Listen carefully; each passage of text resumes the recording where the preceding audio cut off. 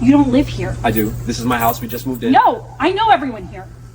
You're lying. These are my keys. I can show documents. Keys can be stolen. You look suspicious. I'm calling 911. Please don't do this. I'm just moving into my home. You're making people uncomfortable. Leave. Step away from the house. Now. The first time Malick Robinson heard the phrase, "You don't live here," it wasn't shouted from across the street. It was said close, too close. The kind of close that makes your skin tighten even before your brain catches up. He was standing on his own front walk, balancing a cardboard box against his hip, keys between his fingers, sweat cooling under the collar of a crisp button-down shirt he'd worn all day at the hospital. The sun was dropping behind the cul-de-sac, turning every manicured lawn into a postcard. Sprinklers ticked, wind chimes hummed. Somewhere, a garage door lifted and groaned like a slow yawn. A woman he'd never seen before stepped into the edge of his driveway, with her phone already in her hand. Mid-40s, athletic leggings, hair pulled tight, that restless, caffeinated energy of someone who believes rules are a personality.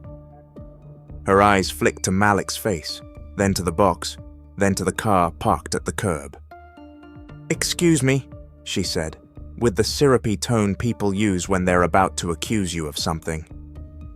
Malick shifted the box. "Hi," he said. "Can I help you?" She didn't answer his question. "You don't live here," she said instead. Not a question, a verdict. Malick blinked once, the way you do when reality suddenly looks like a poorly written scene. "I do," he said. "We just closed last week. I'm moving in." The woman's lips tightened. "No," she said, as if she could outvote paperwork. "I know everyone who lives on this street. And you don't." He felt the weight of the box in his arms, and behind that weight, something heavier. The familiar calculation. Don't get angry, don't get loud, don't look threatening. Because in neighborhoods like this, a black man holding a moving box can still be seen as a danger. "Ma'am," Malick said carefully, "my name is Malick Robinson. This is my house." She raised her phone. "I'm calling 911, she announced, and as the words left her mouth, like she'd been saving them for just this moment, the whole block seemed to hold its breath. This is the story of how a new homeowner's first week in a quiet HOA community turned into a viral nightmare. How a single phone call dragged police lights across a driveway that Malick owned, and how the Homeowners Association, the HOA that prided itself on maintaining standards, ended up paying $1.2 million to make the problem go away. Not because they were kind, because they were caught. When Malick and his wife, Simone, decided to leave the city for the suburbs, it wasn't a fantasy. It was exhaustion. They were both professionals, Malick an ER physician, Simone an IT project manager, and they'd spent years doing the math of space versus safety versus sanity. Their old apartment building had thin walls. Car alarms were a nightly soundtrack. Every trip downstairs with a backpack and a tired kid felt like a negotiation. They wanted something different. A yard, a garage, a street where their 7-year-old could ride a bike without Simone's heart attempting to sprint out of her chest. They toured houses like people trying not to show how badly they wanted a life that didn't feel like constant bracing. And when they found Stonebrook Ridge, an HOA community with neat sidewalks, mature trees, and a pool that looked like it belonged in a brochure, they convinced themselves this was the next chapter. The realtor smiled too brightly. "The neighborhood is very involved," she said. She didn't say watchful. She didn't say territorial. She didn't say the kind of involved that makes some people feel protected and other people feel hunted. But Malick and Simone signed anyway. They paid, they closed, they got keys, and on the first evening they moved in, Malick stood in the driveway with a box and met the unofficial gatekeeper of Stonebrook Ridge. Her name, he would learn later, was Denise Caldwell. She was not on the HOA board. She did not have authority. but she behaved like the neighborhood had issued her a badge. Denise's call to 911 was fast and practiced. Simone would later say that's what haunted her most, the certainty. The way Denise didn't sound confused, she sounded confident, like she'd finally found the thing she'd been waiting to report. "I need an officer," Denise told the dispatcher. "There's a man in a driveway. I think he's breaking in. He says he lives here, but I know the homeowners. I've never seen him." The dispatcher asked the usual questions. "Is he armed? Is he threatening anyone?" Denise hesitated for a fraction of a second, and then she chose. He's acting aggressive," she said. Malick was standing still, but the word aggressive has never required movement.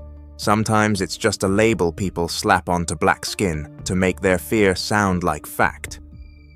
Simone was inside, unpacking the kitchen, when she heard Malick's voice through the open front door.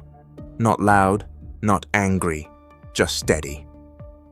She stepped onto the porch and saw Denise standing at the edge of the driveway, with her phone, shoulders squared, eyes sharp. "What's going on?" Simone asked. Denise didn't look at her. She kept her attention fixed on Malick, like he might vanish if she blinked. "You need to leave," Denise said. Simone's stomach dropped. "We live here," she replied.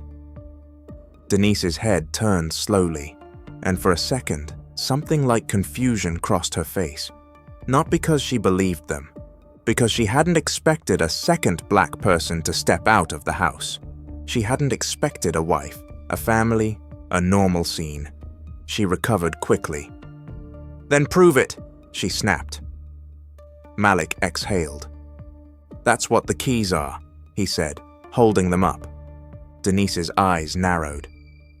"Keys can be stolen," she said. Simone stared at her.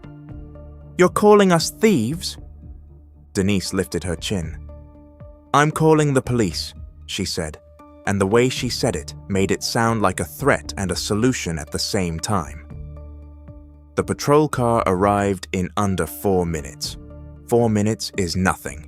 4 minutes is a microwave timer. 4 minutes is barely enough time to decide what to do with your hands.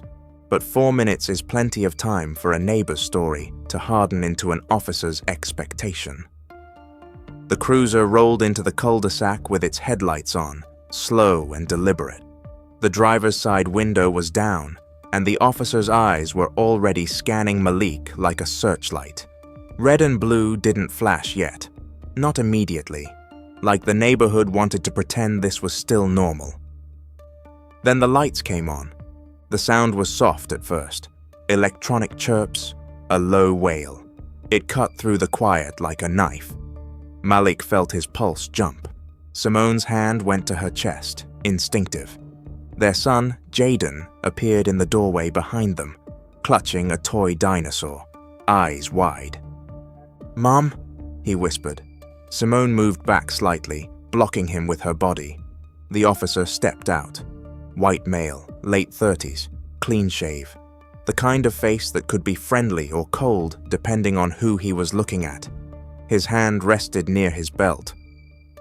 "Sir," he called, voice loud enough for the whole street to hear. "Step away from the property." Malick froze. "It is the property," he said. "I own it. We're moving in." The officer didn't acknowledge that. He turned his head toward Denise. "You the caller?" "Yes," Denise said immediately. "That's him. He doesn't live here." Malick couldn't help it. A short, disbelieving laugh escaped him. "That's not true," he said. The officer's gaze snapped back. "Sir," he said, sharper now, "I'm going to need you to keep your voice down." "My voice is down," Malick replied, and in that moment, he realized the conversation wasn't about volume. It was about who was allowed to speak at all. Simone stepped forward. "Officer, we can show you our paperwork," she said. "We literally closed. We have the deed. We have—" The officer held up a hand like a stop sign. "Ma'am, I'm talking to him," he said. Simone felt heat rise in her face. "No," she said, calm but firm. You're talking about our home, and that's my husband." The officer stared at her for a beat. Then he looked back at Malick. "ID," he said. Malick nodded slowly. "I'm going to reach into my pocket," he said, careful, deliberate. He saw Denise smirk, as if his compliance confirmed something. He handed over his driver's license. The officer glanced at it. Address, not yet updated. Because changing your address takes time. Because moving happens faster than bureaucracy. The officer's expression shifted. "So this isn't your address," he said. "We just moved," Malick replied. "We haven't updated it yet." The officer turned the license slightly toward Denise. "Ma'am, do you know who lives at this address?" Simone's jaw dropped. He was asking the neighbor, who had just accused them, if she recognized them. Denise leaned in as if she'd been invited to the witness stand. "No," she said. "I don't." The officer nodded, like that settled it. "Sir," he said, "I need you to step over here." Malick's stomach tightened. "Why?" he asked. "Because I said so," the officer snapped. And there it was, the moment where this stopped being a check and became a performance of control. Simone's voice rose a notch, not yelling, but urgent. "Officer, our closing documents are inside," she said. "I can go get them." The officer didn't look at her. He looked at Malick. "Hands where I can see them," he said. Jaden made a small sound behind Simone, like a whimper he was trying to swallow. If you've ever had a moment where you felt your child's innocence crack, just a hairline fracture, you know what Simone felt right then. Because this wasn't just about a driveway, it was about what Jaden was learning. Quick question for you watching. Where are you watching from? City, state, country? Drop it in the comments, because stories like this don't belong to one place. They echo, and if you care about what happens when everyday life collides with power and prejudice, hit like and subscribe. It tells the algorithm that these stories matter, and it helps more people see what gets brushed off as no big deal. Now back to the driveway, because what happened next is why Stonebrook Ridge didn't just deal with a neighborhood argument. They dealt with a lawsuit. Simone did exactly what she said she would. She walked inside slowly, hands visible, retrieved the closing folder from a kitchen counter, still covered in bubble wrap. When she came back out, she held the papers like a shield. "Here," she said. "This is the deed. This is the settlement statement. This is our names. This is the address." The officer took the papers. He stared at them. For a second, you could see his mind shifting, because the story he'd been handed, suspicious man breaking in, didn't fit the print in his hands. But instead of apologizing, instead of admitting he'd been wrong, he did what people do when their authority is threatened. He looked for another angle. He said it like procedure, but it sounded like suspicion looking for a place to land. "Why would someone call if you live here?" he asked. Malick stared. "Because she's wrong," he said, nodding toward Denise. Denise's face flushed. "I'm not wrong," she snapped.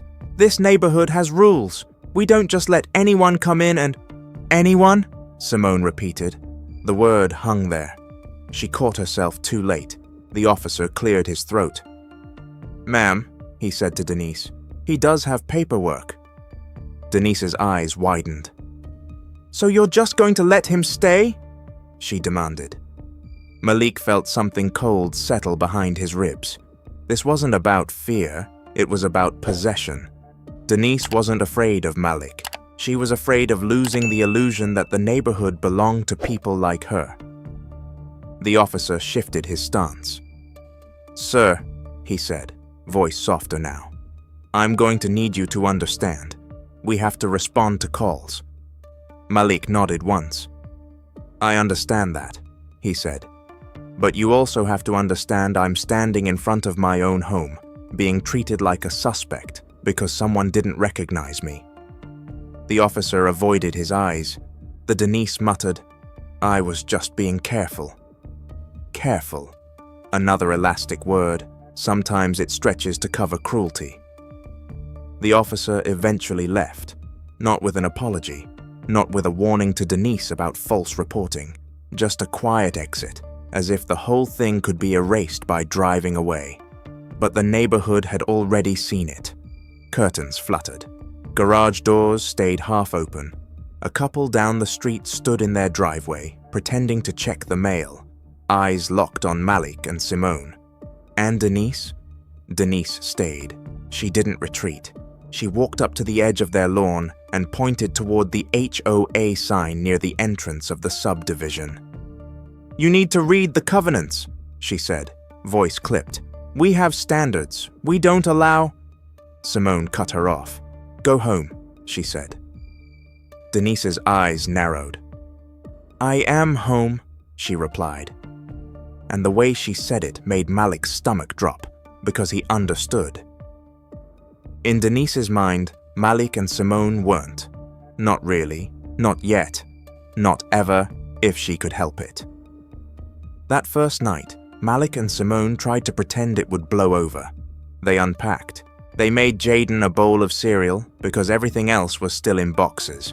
They put him to bed early, hoping exhaustion would smooth the edges of the day. But when the house finally got quiet, the silence felt charged. Simone sat at the kitchen island, staring at the closing folder. Malick stood by the window, watching the street. "I hate that he saw that," Simone whispered. Malick didn't have to ask who. Jaden.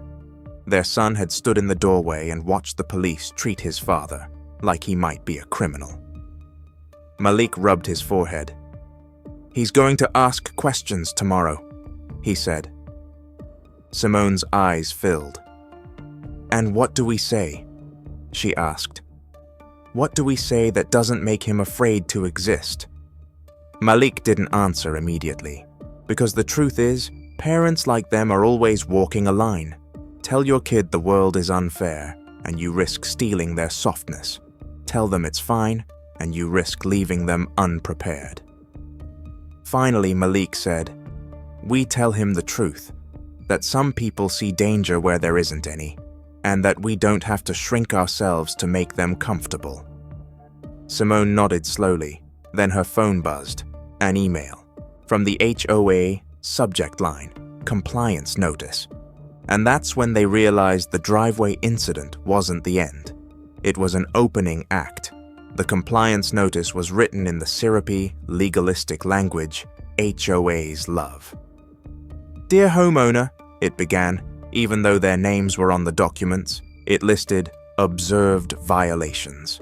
Moving truck parked longer than allowed, boxes visible from the street, trash bin placement, and tucked inside the polite phrasing was the real message. "We're watching you." Simone read it twice. Malick laughed once, bitter. "We moved in yesterday," he said. "Yesterday." Simone scrolled further. There was a line about community harmony and maintaining the character of the neighborhood. Those phrases are the HOA version of a dog whistle. They sound harmless until you see who they're used against. Malick leaned over her shoulder. At the bottom was a name. Denise Caldwell, Neighborhood Compliance Liaison. Denise didn't issue notices herself. She fed reports to the HOA management portal, and the board rubber-stamped them. Not a board member, not an elected officer, but someone who had volunteered to be the eyes. Malick felt anger spark. "So she calls the cops," he said, "and then she files a complaint?" Simone's voice went quiet. "This is coordinated," she said, and she was right, because the next week it kept happening. A note on their door about unapproved lawn decor, even though the only thing on the lawn was moving supplies. A complaint about noise on a night when Malick was on shift and the house was silent. A warning about unauthorized vehicles after Malick's brother visited for dinner. And then, like the neighborhood needed a climax, a second police visit. This one over a suspicious person looking into cars, reported by Denise. The suspicious person was Malick, walking his own dog, at 8 p.m. on his own street. By the time the second patrol car rolled up, Malick didn't feel shock. He felt exhaustion, the kind that sits behind your eyes. The officers asked questions. Malick answered. Simone filmed. Jaden watched from behind the curtains. When the officers left, Malick stood in the driveway and looked down the street at Denise's house. The porch light was on. Her silhouette moved behind the blinds. He understood something then, with brutal clarity. Denise wasn't going to stop, and the HOA wasn't going to protect them, because in too many communities, keeping the peace means keeping certain people comfortable. And in Stonebrook Ridge, comfort had a color. So Malick did what he'd done his whole career. He documented dates, times, emails, photos, videos, every compliance notice, every interaction, every police call. Simone, who lived in the world of systems and logs, built a spreadsheet so meticulous it looked like a criminal case file. And that's what it became, a case, not against a neighbor, against a structure. They tried the polite route first. They attended an HOA meeting in the clubhouse. Beige carpet, fluorescent lights, a folding table at the front, where 5 board members sat like a jury. Most of the room was older and white. When Malick and Simone walked in, conversations dipped. They introduced themselves. They smiled. They said, "We're just here to address the repeated complaints and the police calls." Denise was there, sitting near the front, arms crossed like she'd come to watch a show. The HOA president, a man named Greg Wilcox with a golf tan and a voice that sounded permanently amused, cleared his throat. "We're sorry you've had concerns," he said. Concerns, as if being targeted was a hobby. Simone slid printed emails across the table. "These notices are excessive," she said.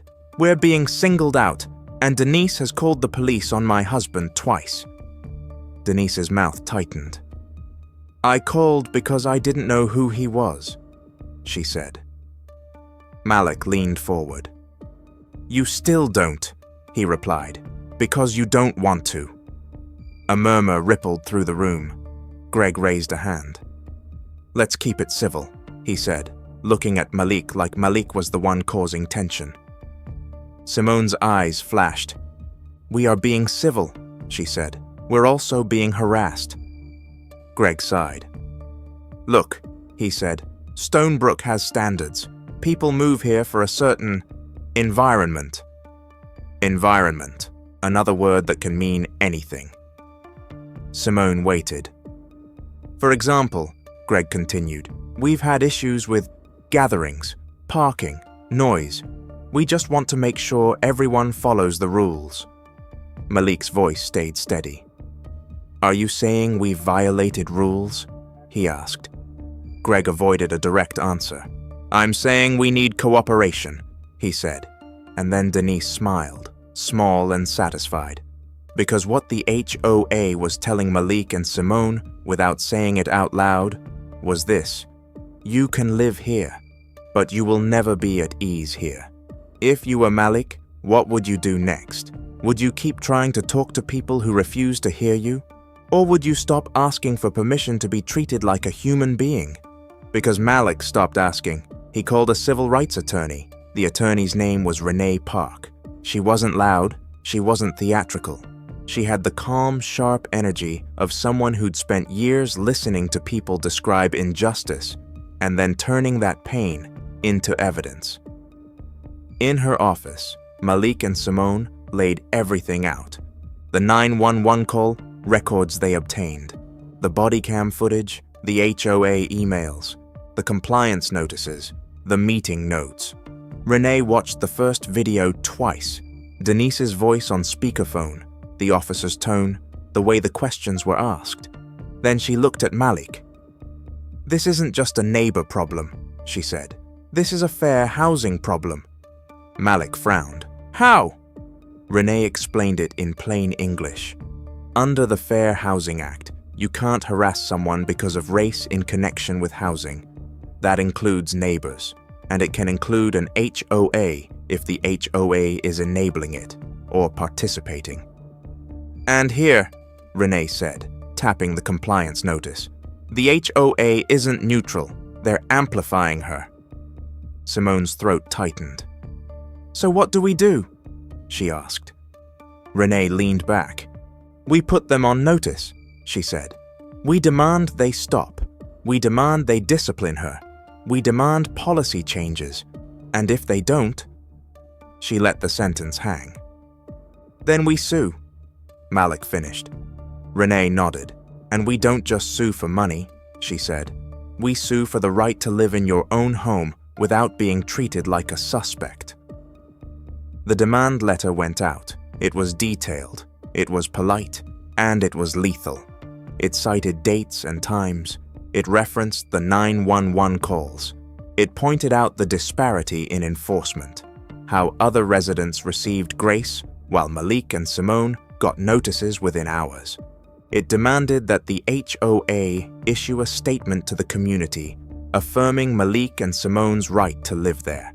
It demanded that Denise be removed from any compliance role. It demanded anti-harassment policies. And it warned, clearly, that if the HOA didn't act, litigation would follow. The HOA's response was defensive. They insisted they were simply enforcing community standards.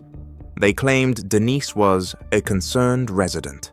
They suggested Malick and Simone were misinterpreting enforcement as discrimination. In other words, they gaslit. And then they made the mistake that turned a strong case into an unstoppable one.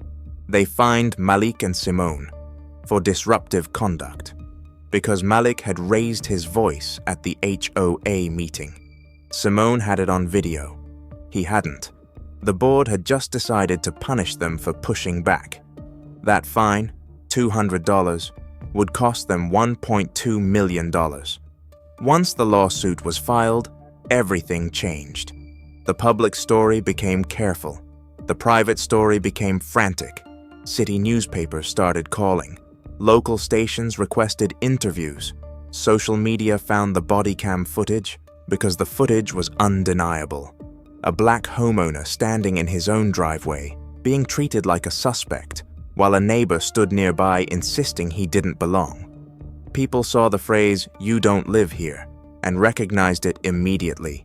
They'd heard it at pools, at parks, outside apartment buildings, in the parking lots of nice neighborhoods. The comments split into the same predictable camps. Some were outraged, some were defensive. Some insisted, "We need more context," even as the context played in 1080p. But for the HOA, the most important audience wasn't social media. It was a jury. Because a jury would not only see the footage, a jury would see the emails. And emails are where prejudice goes to hide until discovery drags it into daylight. Discovery is the part of a lawsuit where people learn that deleting things doesn't delete consequences. Subpoenas went out, text messages, internal HOA communications, complaints, logs, and buried inside a thread between Denise and the HOA president Greg was a message that would become the spine of the case. Denise wrote, "We need to keep an eye on them. You know how it goes. If we let this slide, the whole street changes." Greg replied, "I hear you. We just have to be careful how we handle it." Careful. That word again. Only this time, careful meant don't get caught saying what you mean. Renee Park read those texts and smiled for the first time. "Here it is," she said. Malick felt his stomach drop. He didn't feel victory, he felt grief, because the text wasn't surprising, it was confirmation. They had been right. The discomfort wasn't imagined, it had been planned. As the case moved forward, the HOA's insurance company got involved. This is the part most people don't see. HOAs often carry liability insurance, and when lawsuits hit, insurers start doing math. How bad is the footage? How ugly are the emails? How sympathetic is the plaintiff? How angry will a jury be?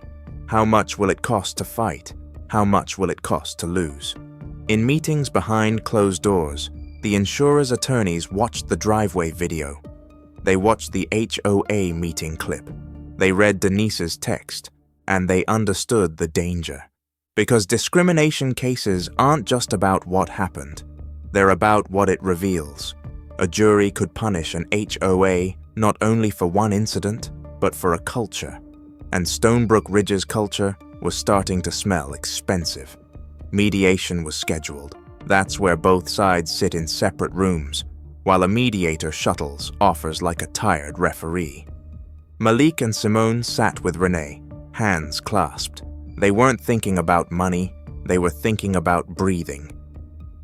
The HOA sat in another room with their lawyers, their faces tight.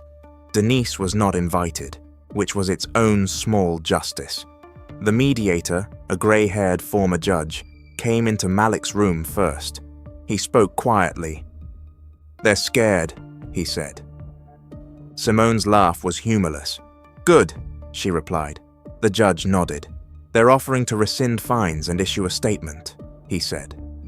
Renee didn't blink. "That's not enough," she said. The judge left. He returned an hour later. 200,000, he said. Renee shook her head. "They'll spend that on lawyers," she replied. Simone looked at Malick. His hands were steady. His eyes were not, because he could feel how much the fight was costing, not in dollars, in sleep, in safety, in the way Jaden flinched when a police car drove by, in the way Simone checked the blinds before opening the door. The judge came back again. 500,000, he said. Renee leaned forward. "Not enough," she repeated, and then she added, "You know what this looks like to a jury. Stop wasting everyone's time." The judge exhaled. "I'll see what I can do," he said. The number that finally landed on the table wasn't small. It wasn't symbolic. It was the kind of number that makes board members sweat through their collared shirts. $1.2 million. For some communities, it's the cost of a pool renovation. For others, it's the cost of a lawsuit you should have prevented by treating people like neighbors. The HOA's lawyers tried to frame it as a compromise. No admission of wrongdoing, confidentiality language, policy review. But money has its own language, and $1.2 million says, "We're terrified of what a jury will do." Malick sat back in his chair. Simone covered her mouth with her hand. Not because they wanted blood, because they felt something loosen in their chests, a pressure they'd been living under for weeks. Renee looked at them. "You don't have to take it," she said. "We can go to trial." Simone's eyes met Malick's. "Do you want to do this for 2 more years?" she whispered. Malick thought about Jaden, about the driveway, about the word aggressive, about the compliance notices. He thought about what he wanted most, not revenge, relief. He nodded slowly. "We take it," he said. The settlement wasn't just a check. It came with terms. Denise was removed from any HOA role. The HOA agreed to a revised anti-harassment policy. They agreed to fair enforcement guidelines. They agreed to community training, not the soft box-checking kind, but something that would at least put the issue in the open. There was a letter sent to residents. It was careful. It used the words inclusion and respect. It never said racism. It never said we were wrong. But residents read between the lines. Because you don't pay $1.2 million for a misunderstanding.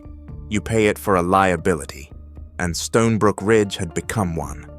Denise, meanwhile, stopped coming outside. Her porch light stayed off, her blinds stayed closed, and the neighborhood shifted. Not suddenly, not dramatically, but enough. Malick noticed that some people stopped staring. A few neighbors waved. One older couple brought over a plate of cookies and, awkwardly, apologized for how things started. Simone thanked them. She didn't forgive the system, but she accepted the gesture. Because healing, like moving in, happens box by box. Jaden's change was slower. That's the part people rarely talk about. Adults can rationalize, kids absorb. A month after the settlement, Simone took Jaden to the community pool. It was a Saturday, sun hot, water glittering, kids screaming with joy. Jaden stood by the gate and didn't move. "What's wrong?" Simone asked. He swallowed. "Is someone going to call the police?" he asked. Simone's chest tightened. "No," she said, voice soft. "No one is going to call the police because you're swimming." Jaden looked at her. "But they did because Dad had boxes," he whispered. Simone knelt in the heat. "I know," she said, "and that was wrong, and we fought it, and we won." Jaden frowned. "Did we really win?" he asked. Simone didn't lie. "We won something," she said. "Not everything, but something." He nodded slowly, and after a long moment, he stepped through the gate. The first splash he made sounded like a small piece of fear, breaking. In the months that followed, the story became a kind of neighborhood myth. Some residents told it as a cautionary tale.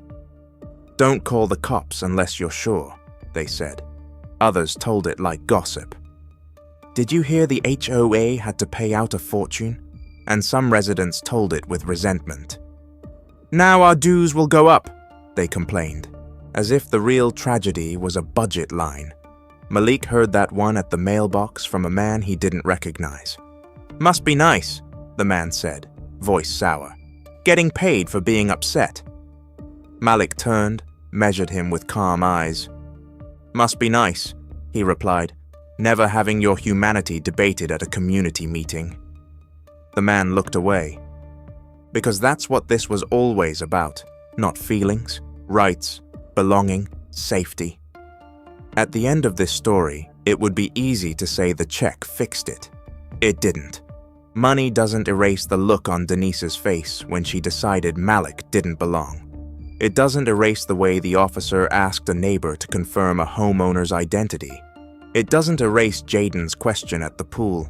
But it does something important. It changes the cost of the behavior. Because for a long time, the cost of a Karen call has been paid by the person targeted. Lost time, public humiliation, fear, trauma. And the caller? The caller usually walks back inside and sleeps fine. The system absorbs it, shrugs, moves on. In Stonebrook Ridge, for once, the cost moved the other direction. It landed on the institution that enabled the harassment. It landed on the board that refused to act.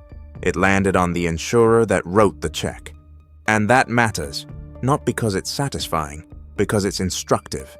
So let me leave you with this. The next time you hear someone say, "I'm just being careful," ask yourself what they're really protecting. Are they protecting safety? Or are they protecting a picture in their head of who belongs? The next time you hear, "You don't live here," remember how quickly those words can become a weapon when a phone is involved. And the next time an HOA talks about standards and community character, listen closely. Sometimes those words mean paint colors and mailbox height, and sometimes they mean something darker, because housing isn't just square footage, it's the right to exhale, to carry a box to your front door without being treated like a threat, to let your child ride a bike without wondering whose comfort might turn into a siren. Malick and Simone bought a house. They paid their mortgage. They followed the rules. And still, on their first week, they were put on trial in the court of someone else's prejudice. But they refused to accept that verdict. They documented. They pushed back. They forced a system to answer. And in the end, Stonebrook Ridge learned a lesson in the only language some institutions respect. $1.2 million. Not for a broken fence, not for a cracked sidewalk, for a broken sense of belonging. For the price of a phone call that should have never been made. For the cost of letting harassment hide behind standards. And for a reminder that when someone tries to erase you from your own driveway, you don't always have to disappear. Sometimes, you make them write the check.